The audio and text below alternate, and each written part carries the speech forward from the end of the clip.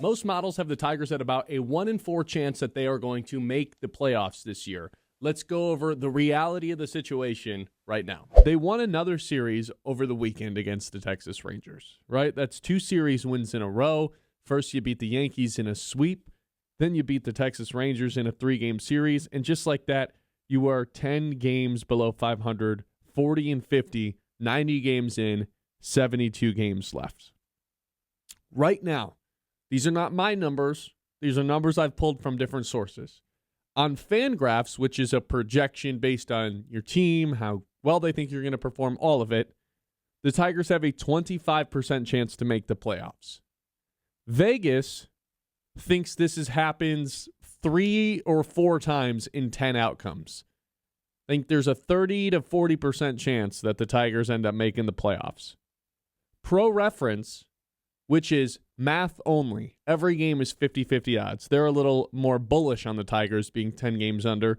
They have it at 11%. So let's say it's 20%, taking all of those into consideration, which is honestly, based on what Vegas thinks of them. Vegas is always right. Based on the model that projects the roster, it's honestly being a little more bullish than I'd even like to, or a little more bearish than I'd even like to. Let's call it 20%. There's 22 games left until the trade deadline. They've had a 600 win percentage since June 1st. 1 out of 4, 1 out of 5 chance that this team can make the playoffs. My grandmother called me this weekend, Kyle. We were talking on the phone. She loves the Tigers, diehard fan. She told me before Verlander even had his first start, he looks really old. I saw a picture of him. I don't know about Verlander. And she was spot on. I called my grandma, check in on her. She said, Ben, can the Tigers make the playoffs? And I've been telling people for weeks, no, this team cannot. They're way too, they're not good enough, Okay, congratulations. You have an awesome starting rotation. The bullpen's not good enough. Half the lineup is barely Major League Baseball players to begin with. But then they win this weekend series, and I'm on my phone with my grandma, and I'm like, I don't think that they're dead yet. There's 72 games left in the season, They're 5 games out from the wild card spot right now. A 1 out of 4 chance that they could make the playoffs. I know the odds are not in the Tigers' favor, Kyle, but I think with 22 games until the trade deadline, also you and I both kind of in agreement that the trade deadline doesn't have to mean that their season's just over. They could use it to spark some offense and bring some offensive players in replacement of Tarek Skubal. I don't think that they'll necessarily make the playoffs. I'm not going to go that far with them being 10 games under and so many teams to pass in the wild card race. I'm not just going to sit here with 72 games left, and give up on the season, though. You're telling me there's a 1 out of 4 to 1 out of 5 chance that this team can make the playoffs based on these models and these calculations, and there's still 72 games left. We're just over halfway in the year. Am I supposed to just sit here and not believe in it? Am I supposed to sit here and root against them and think that there's 0% chance and be disgruntled towards the team that I root for? No. So what I'm telling you to open up this Monday show is, yes, the odds are not in the Tigers' favor, but it is still just a little bit too early to give up on this team right now. I want to trade Skubal no matter what. Let's make that very clear. They could win their next 12 games in a row and all of a sudden be over 500 and be in contention to have that first place team in the division. I want to trade Skubal. It's the right thing to do. But I don't really want to trade Casey Mize. I'm not going to commit right now to trading Casey Mize and Gleyber Torres. And by the way, Gleyber Torres currently isn't swinging a baseball bat because of a second oblique injury of the season. So as of right now, he has 0 trade value. No one's trading for Gleyber Torres. And the Tigers have a winning record when Gleyber Torres plays. So maybe the trade deadline goes by and you actually can't trade Gleyber Torres. And he comes back and has that same impact. Casey Mize pitching well right now. Tigers have perhaps the best rotation in the American League at this moment. And oh yeah, as of this weekend, they have 3 offensive all-stars, all of which playing pretty well right now. Kevin McGonigal, Dylan Dingler have 2 of the top 5 F-WARs in the entire American League. Riley Green is the first 3-time All-Star. since Miguel Cabrera for this franchise. 3 times he's been named to the All-Star game. He's not even 26 years old, ladies and gents. Consistency. He's always there. Career highs in OPS, average, walk rate. The rotation, .72 ERA if you take out the Framber Valdez starts the last 2 times around the rotations. Nitpicking stats there, but stick with me for just a second. The last thing that was like, I don't know, man, the bullpen's still pretty bad.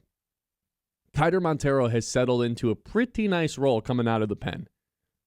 3 different appearances out of the pen, 6 1/3 innings pitched, a less than 2 ERA, a less than 100 opponent of batting average, .6 walks and hits per inning, a save and a win in those 3 appearances. Again, they dug themselves a hole that more likely than not is still just too much to overcome what they did to themselves in May. But with 72 games left and 22 games until the deadline, I'm not going to sit here right now and decide that the season is over. I know you have differed from me in that way, and I, for the most part, have been pretty bearish about this team and their odds to do anything as well. But something changed my heart when my grandma asked me if they were going to make the playoffs or not. I'm not just going to tell her that there's a 0% chance with 72 games left when all these models say that there's about a 1 in 4 or 1 out of 5 chance that this team can do it. And Vegas thinks it's even more likely. They think it's like 4 out of 10 chance. Oh, Ben, you broke the number one sin of life. Oh, no, what is that? You lied to your grandma. You don't I did lie not to your her. grandma? I didn't lie to her. It's the number one person on planet Earth you can't lie to. You always got to give them the forbidden truth, no matter what it is. The Tigers, to say like they're not out of it, sure. That is not a lie. I told her it'd take a miracle. That's the thing, because you say, well, there's 72 games left in the season. I would disagree. It's 22, isn't it? There's 22 games left in the season. For the Tigers and for all these teams that are not in contention right now, it has to be split. It has to be looked at as 2 different segues or 2 different segments of the season. And right now, the Tigers season ends on August 3rd. And whatever they can do up to that point decides on what the second half of their season looks like. I don't disagree that you can make trades, and you could trade Tarek Skubal and Casey Mize. Those guys play 1 out of every 5 days. They play 2 out of every 5 games. Like, you could trade both of those guys and it still not affect the team that much. The Gleyber Torres thing, you're right. He's not even playing right now. Yeah, so he has 0 trade value right now. But I'm saying you could trade him even. Like, they went 5-1 on these last 2 road series without Gleyber Torres. You know, like, you could trade all 3 of those guys and still be fine going forward. But it doesn't change the fact that there's still 10 games under 500. There's still 7 whole teams ahead of them in the wild card race. I understand they have the head-to-head with the Athletics this week. Sure, that's 1 of 7 teams. Like, you're still relying on so much more to happen other than you just winning, which is the worst spot to be at. And I just don't want – I'm with you in the fact that I hate to be the pessimistic fan of I don't want to root against my team, but at the end of the day, the more and more they keep doing this, not fake winning, but this winning that is kind of leading to nothing. They could get cold feet about trading Tarek Skubal. Exactly. Scott Harris and the rest of this front office could look at this and be like, wait a second. And every time they win a game, unfortunately, that's where my brain goes. My brain doesn't go to, wow, this is fun. The Tigers, they're winning games again. Let's go. It should go to that because I'm a fan of the game at the end of the day. See, that's where the reality check I'm doing comes in. Yeah. It seems as if you're rooting against the Tigers. You say that you're not, but you get a little scared that they're not going to trade Tarek Skubal for every single 100% win that they have. I'm telling Tigers fans in this moment, yes, it is a long shot. You are more likely to not make the playoffs than make it. I don't think you should just give up and start rooting against this team and be fearful every time that they win. It is still a good thing when this team wins because they're not quite dead yet. It's unlikely, but if I told you 9 games into a 17-game NFL season, hey, you got like a 1 out of 4 chance to make the playoffs. What, are you just going to start rooting against them every single Sunday and scared that they're going to have a worse draft pick? No, it's different in the NFL. Right? Each and every game has much more of an impact than each and every game in baseball. Sure. But what about series in total? Like, I look at this series against the Athletics this week. yes, there are 7 games ahead of them in the wild card standings.